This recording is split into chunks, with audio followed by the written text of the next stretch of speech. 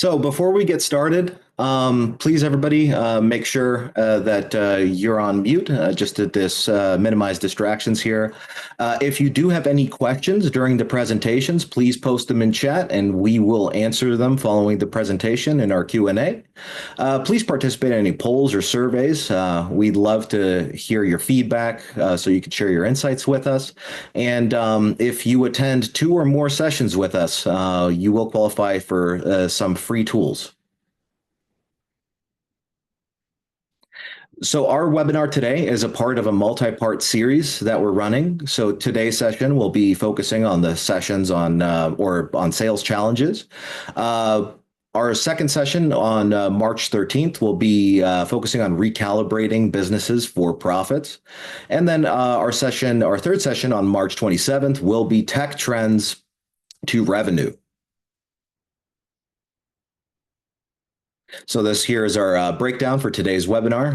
We'll start off with introductions and then go over the 2024 review, how slow growth occurs, the 8 key factors around that, as well as growth strategies, actionable approaches that you could take to help elevate your business.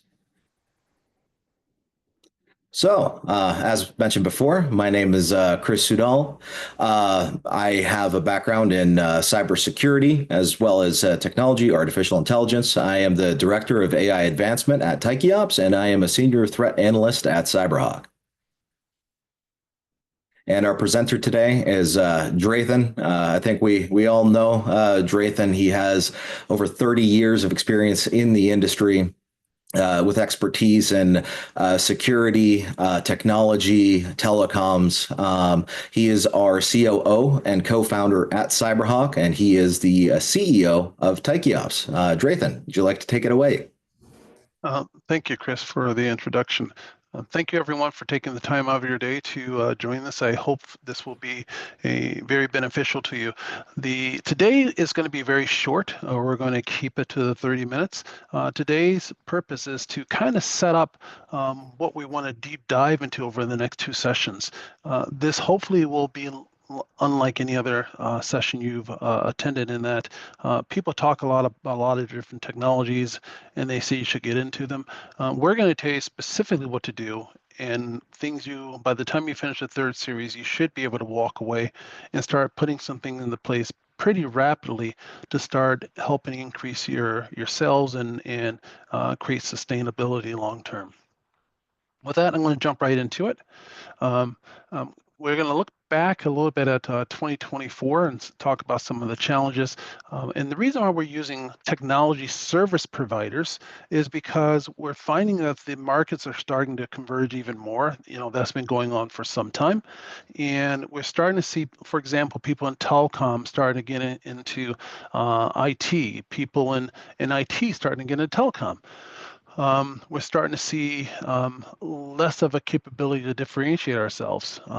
A lot of MSPs offer a lot of the same services, and that causes issues in itself.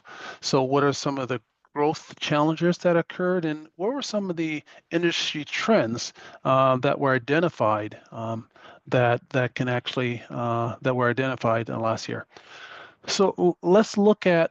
I want us to focus on what the market is telling us, because no matter what we think internally, the market is going to guide where we can go, where we have been, and what we should be setting up to do.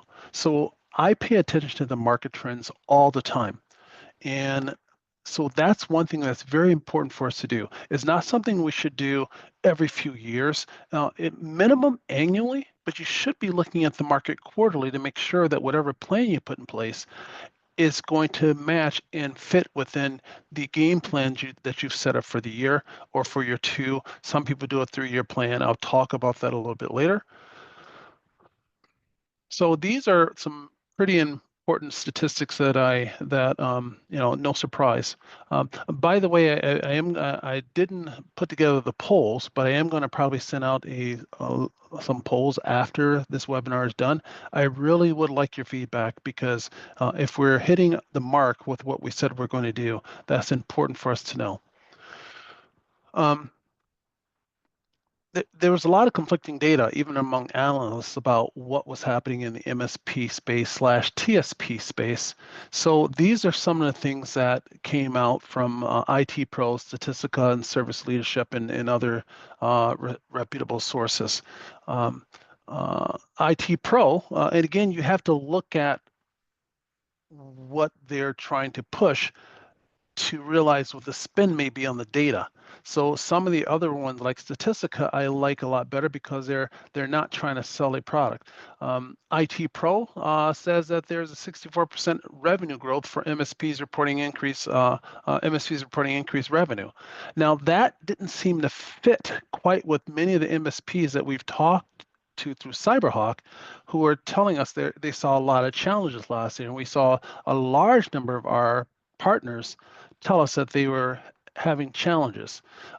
Not all were losing money, but a lot were. But definitely the growth wasn't there, and we saw that across a large group of our partners. We're seeing that the compound annual growth rate, as reported by Statistica, is only projected to be 2% year over year between 2025 and 2029. Now, that's pretty low. And Statistica, again, is a very reliable source for data. And they're projecting that, in order to get that 2% growth, that means a lot of people are going to lose money. And this assumes things stay the same. If you look at what Service Leadership said, 18% lost revenue. Now, that may not seem like a large number, but the surprising part was that it was a jump from 14% in one quarter. That was very alarming.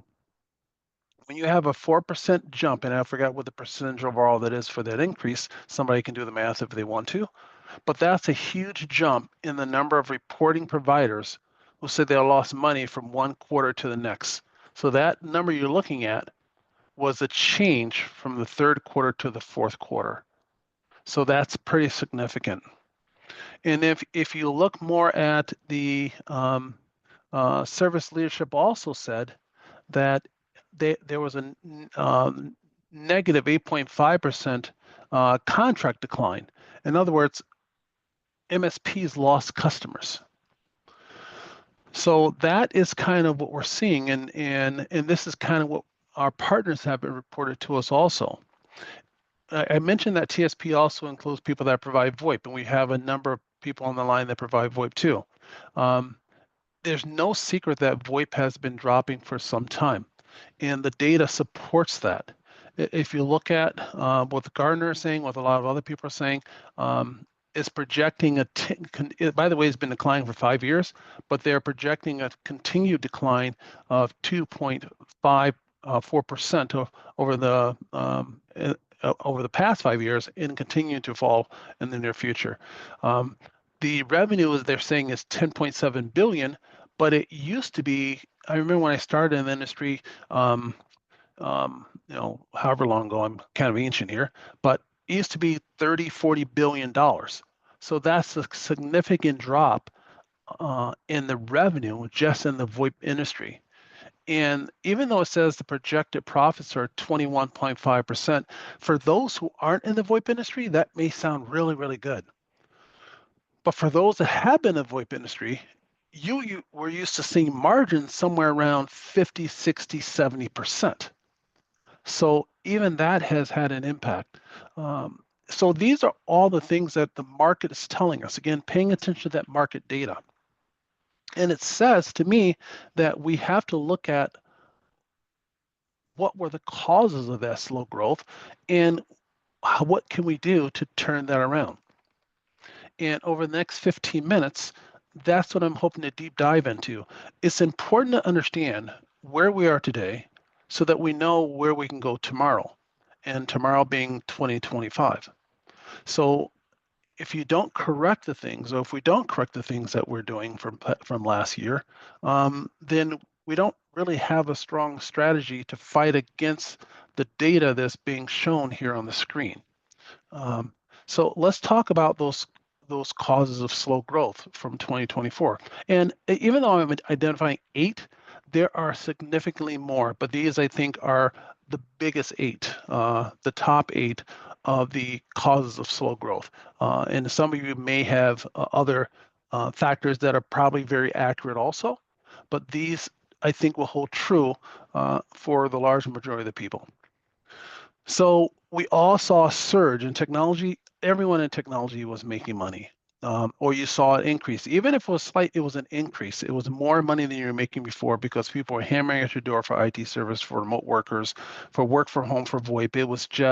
It was a fun time in a very hectic time, but we all saw our revenue, our MRR go up, which was good for us. It was a bad reason for it to go up, but from a business standpoint, it was very good. Um, Obviously, the surge for IT deployment has ended. Customers are now reevaluating what they are spending, and I think we're all seeing that. If you look at some of the data, they're saying, and even if you're a big, I'm a big listener to the podcast in New York Times, and they just did an article about 3 weeks ago talking about how many enterprise organizations are pushing to have their employees return to the office. So there's a big move to go back to the office, which means that if you're not supporting as many remote workers, there's less IT work. So that's one of the factors, and it's a pretty big one because it caused a surge, but it's slowing back down to normal rates. So I don't want to say it's going negative, but it's going back down to normal pre-pandemic rates. Another cause was the economic uncertainty, budget cuts, delay projects. So as we're starting to see more and more customers cutting back on their spending, the threat of a recession, a lot of customers are concerned about whether or not there's going to be a recession. Some people believe we're already in one. Unfortunately, you never know you're in a recession until after you're actually in it. So that is a concern for many customers. So as a result, clients are delaying IT investments or not spending as much. And there's another statistic that came out that said that many companies are starting to scrutinize their IT spending a lot more. So that's another factor that has caused slow growth. And then we talk about I mentioned this earlier how many technology providers, whether you're a VoIP provider or whether you're MSP or other technology providers, it's become a saturated market. So when it's a saturated market, customers only go on price. And I know that all of our partners that want us to sell their services are telling us to don't sell on price, don't sell on price, don't sell on price. But when you and the majority of the other technology service providers are offering the same service and there's very little differentiation, then it becomes a commodity and price becomes a major factor. So that's causing people to reevaluate. Also, there was a big push by many people to increase, the price that MSPs are offering. Now, I still think that can be done, but it's got to be done with the right product mix and with the right strategies. But just to increase the price and offer more value is causing customers to say, okay, I'm spending $5,000, $10,000 a month. I can hire an employee for that and reduce my IT spend. That needs to always be in the back of your mind as you're approaching customers. Eventually, they're going to look at what they're spending and say, can I spend that in a different way? If you look at the initial start of the MSP market, it was to augment your IT departments or become an IT department for a small company that could not afford an IT department. Once you become more expensive than an IT department, it makes no sense to keep you in the account. And when I've talked to many of our partners who have lost customers, and I ask them, well, what was your spend with that customer? And they tell me, well, we were spending $20,000 a month with them, and they had, 25 employees. Well, they could afford to hire 2 or possibly 3 techs for that price. So yeah, you price yourself out. So that's something we need to always keep in the back of our minds for any technology service that we provide. Now, VoIP is a little bit different because they have to have phone service, but again, we get back to the commodity issue. And then this is one that everyone will, I'm sure, agree with. Talent challenges. I wish I had my poll to put up on this one. So we constantly talk to our partners, and they tell us about how difficult it's been to not only to define but keep talent, and the fact that employees jump for a better price. And look at the dynamic we have here. We have all these factors that are fighting us on price, losing customers, economics, commoditization, end of the pandemic. And we have employees that are demanding a higher price and leaving only after a few months or a year or so, like that, to go to another company that pays them a little bit more. That causes frustration. It causes dysfunction in the workplace, and puts a lot of demands on the owners. As you know, how hard it is it takes you 1 to 2 years before an employee really becomes efficient at their job in a new organization. So to having to constantly start over with that process is very, very draining. So those are the first four. Let's look at the next four factors. And I put all these all up at the same time. So factors beyond your control, inflation, high interest rates, extreme weather, you can go on, things you can't control. If you look at the fires that happen in California, if you're in that area, all those businesses went out of business, or their insurance companies are giving them a hard time of paying the insurance, and then it's going to take them years to rebuild. In the meantime, those are businesses that were being supported by not only IT companies, but restaurants and all those kind of things. Look at the cold fronts that we got. Florida's getting snow and ice. Where in Michigan, that's not a big deal. But where my great leader, Jacob, is down in Florida, that's hard on him. It's just another day for us up here. But the extreme weather is impacting business. And when those extreme weather conditions happen, business slows down or comes to a halt. Then you have I talked about the in-house IT investment. As businesses are starting to hire their own staff, more companies are hiring internal IT teams. There's a shift in mindset there. So MSPs are seen as a temporary solution, and that's more of a trend. And again, paying attention to trends.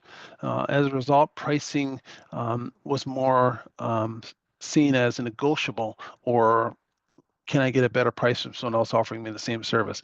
What do you give me?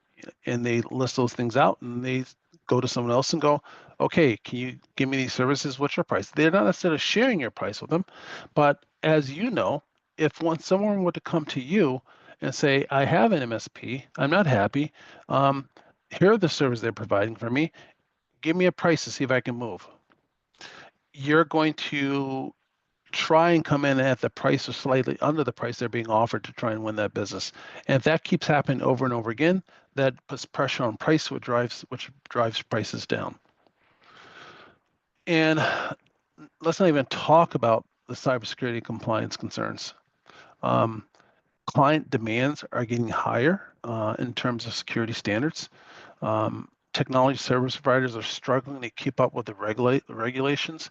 I don't know if you, I don't care if you're talking about HIPAA for healthcare, if you're talking about the Gramm-Leach-Bliley Act for companies, if you're talking about the CISA, which is Cybersecurity Information Sharing Act, or if you're talking about FISMA for the federal government, the Federal Information Security Management Act, or Sarbanes-Oxley, or GDPR, and it goes on and on and on. All these different standards and regulations are starting to be adopted more and discussed, and many of the larger corporations that many of us want to get into have these requirements.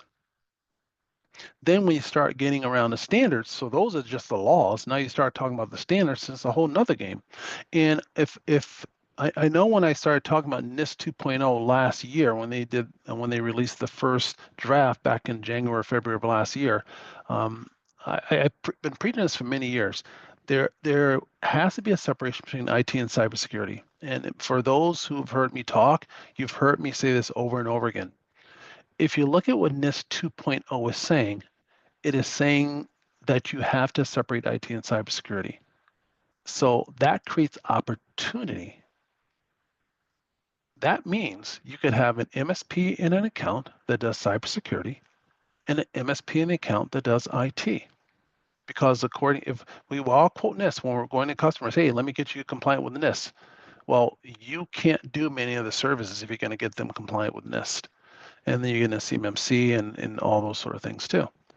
So let's talk about the growth strategies. I'm going to go through these to keep to our time. We started a couple minutes late. I might go a couple minutes over, but we will finish within the 30 minutes of starting.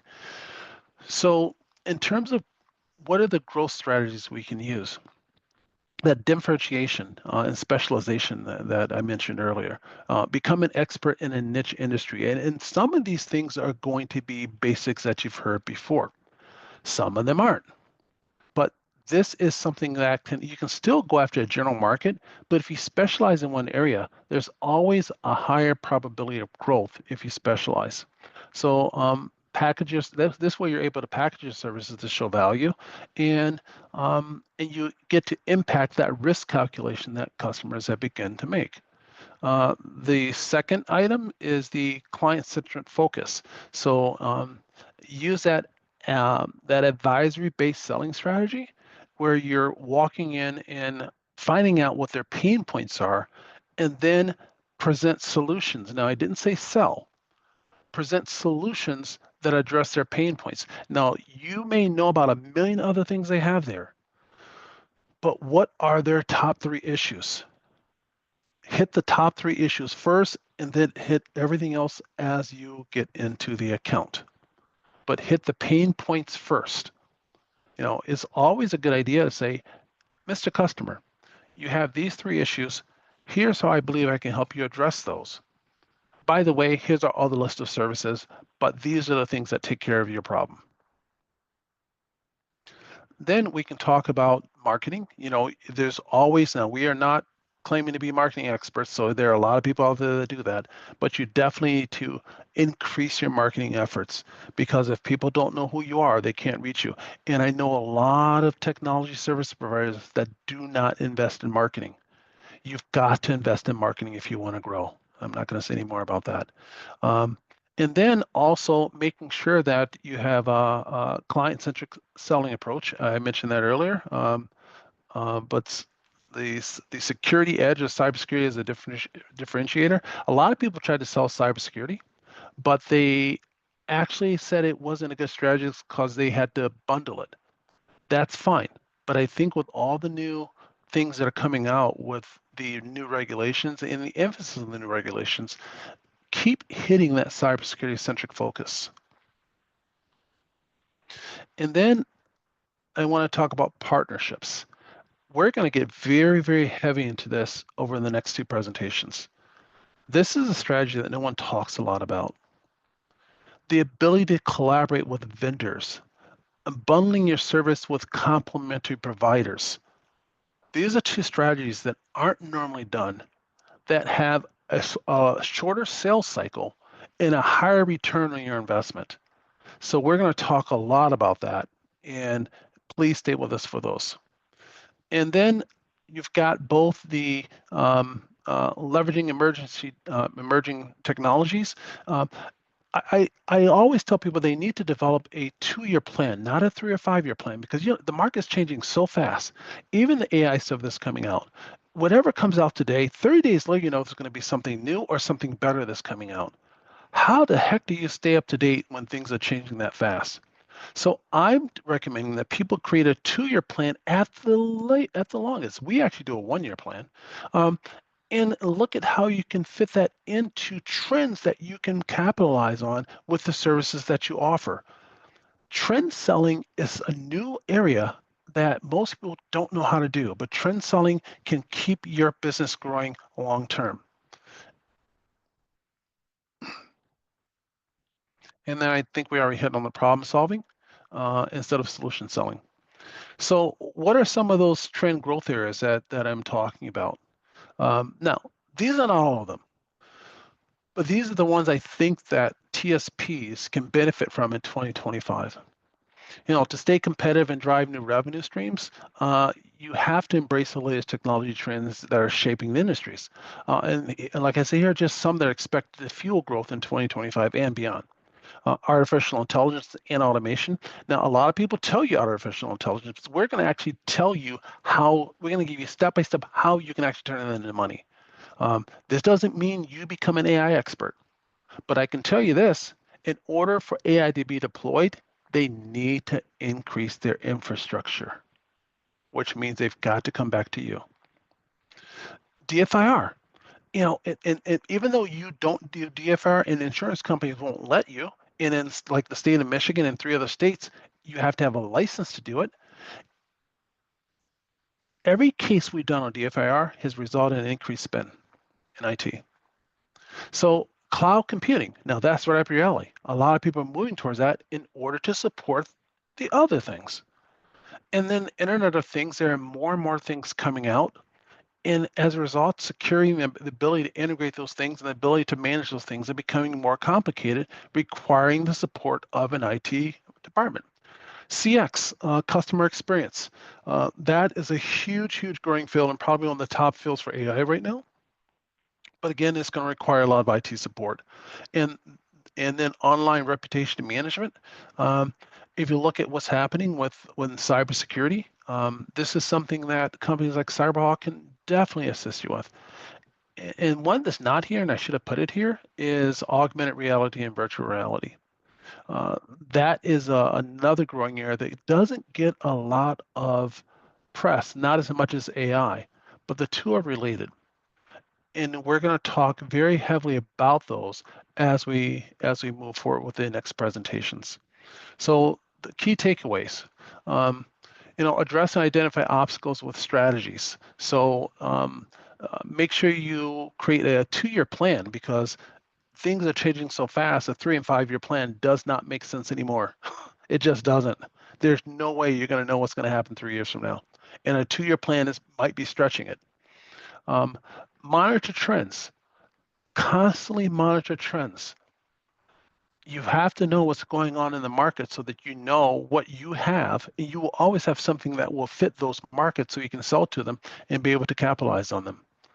And then I'm a real big component of this, partnerships. So we're going to talk about all those things. Hopefully this was a good start. We have our other sessions coming up. The next one is in 2 weeks, every 2 weeks at 3 o'clock. Recalibrating for profits. And that's going to be kind of just a high level of some of the things we talked about. And then session 3, which will be an hour and a half, is a true deep dive into each one of those so that you walk away with actionable things that you can do. Now, I'm going to be perfectly honest. We designed this to be educational. A lot of things we talk about, we don't sell at Tachyops Cyberhawk. So we want to make sure this is something that you can benefit from. And if you decide to do business with us, one of our companies, that's a bonus. But we want to make sure that it's a well-rounded event, that it gives you a lot of benefit, and that you'll want to continue to attend if we deliver value for you. So thank you. And if you want to contact us, please reach out to us. We work very closely. And if there are any questions, I can take those. Chris, are there any questions?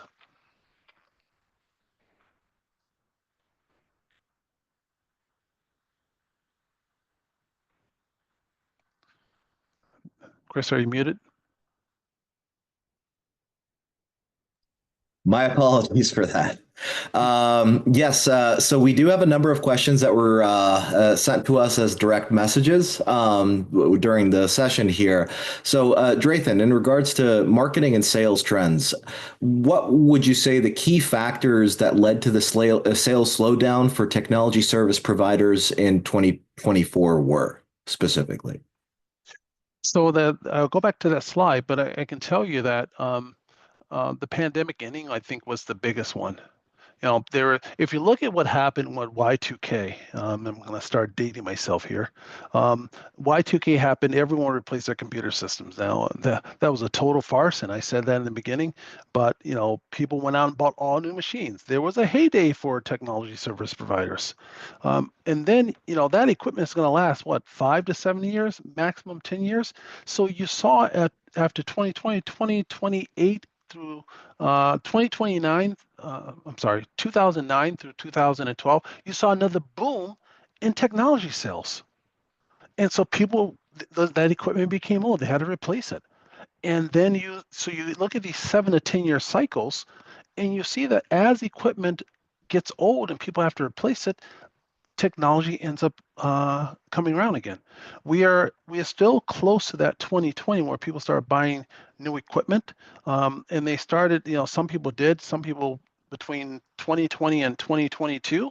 So we're just at the beginning of that 7 year cycle.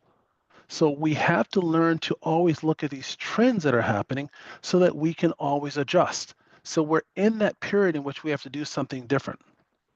Now, 2027, 2028, 2029, people are going to need new equipment. With new equipment comes new services, new capabilities, and it'll be a boom again.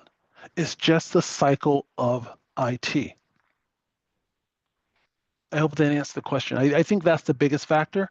The slowdown, the inflation, that's having an impact on people too. That's having a real impact on people's pocketbooks, which eventually comes down to companies and companies' ability to pay their people, and people not being able to afford the things they want to do.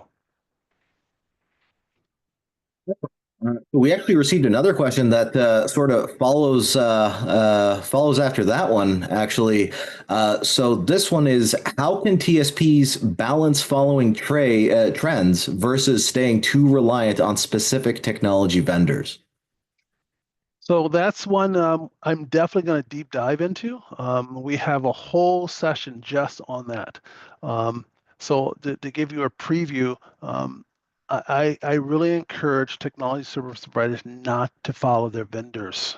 Now, that's going to sound weird because we're a vendor to a lot of people. And I'm saying the same thing for us.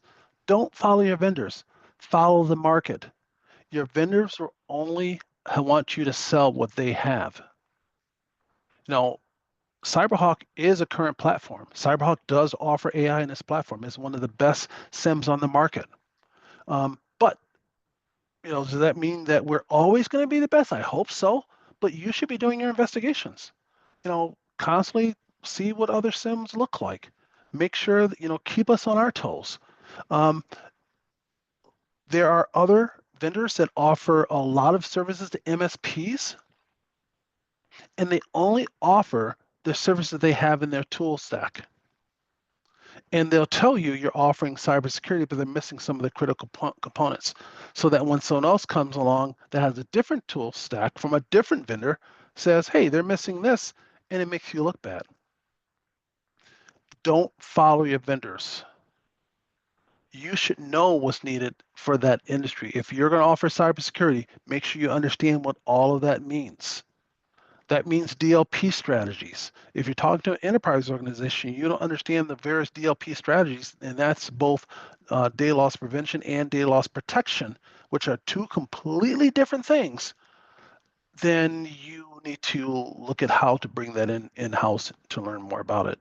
If you're trying to sell penetration testing to an enterprise organization, to a small business, fine, but to a mid-sized enterprise organization, no, they're not going to let you.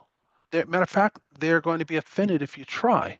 So understanding what those market dynamics are and what the type of customer you're selling to is will dictate what you're able to do. I hope that answers the question. I probably went off on a little bit of a tangent there. Oh no, that was great. That was great. So we have one more here that was sent to us. Out of the technologies that you've talked about today, there were quite a few. Which emerging technology trend, AI, IoT security, hybrid computing, et cetera, would you suggest TSPs focus on to drive growth in 2025? I know which one I would say, but we want to hear your opinion, Drayton. I think everyone knows the number one choice is AI. But AI is not as easily deployable as you think. And there's a statistic that you'll see in one of the future slides that showed that last year, less than 40% of the projects that were started on AI actually completed. So in other words, people bought AI tools and never used them, the large majority. And those are only ones that bought it. Only about 45% of enterprise organizations, these are the people that have a lot of money, actually have deployed any AI tools. The majority of businesses in the US don't know how to deploy them, don't know what to do with them. So, but they want to use it, and 98% say, and we'll talk about these statistics too, 98% say they plan to deploy it this year, but they don't know how. So that's a big one, a nice one. Now, the other statistic that you see was just a trend. Ransomware has actually declined last year significantly, and that's something that wasn't expected. So if you look at the latest data that just came out a couple of weeks ago, there was a huge drop in ransomware because there's been better support on backups, people moving away from paying ransoms, and insurance companies saying we're not going to pay either. But extortion has gone up through the roof. And there's another scary trend that is starting where they're contacting and threatening customers for data that they've stolen, therefore embarrassing the company and causing lawsuits. So the ability for a technology service provider to increase their MRR through DFIR is amazing. It's a very rapid increase in sales because once a company is hit, they realize they didn't, all the things, even though you told them to buy all this stuff and they never did, overnight they want to buy everything from you. So a DFIR customer is one of your fastest increases in sales. So those are two big ones, but the other ones I think have a lot of merit to them too. But AI by far, 2025 is going to be number one, possibly 2026 also.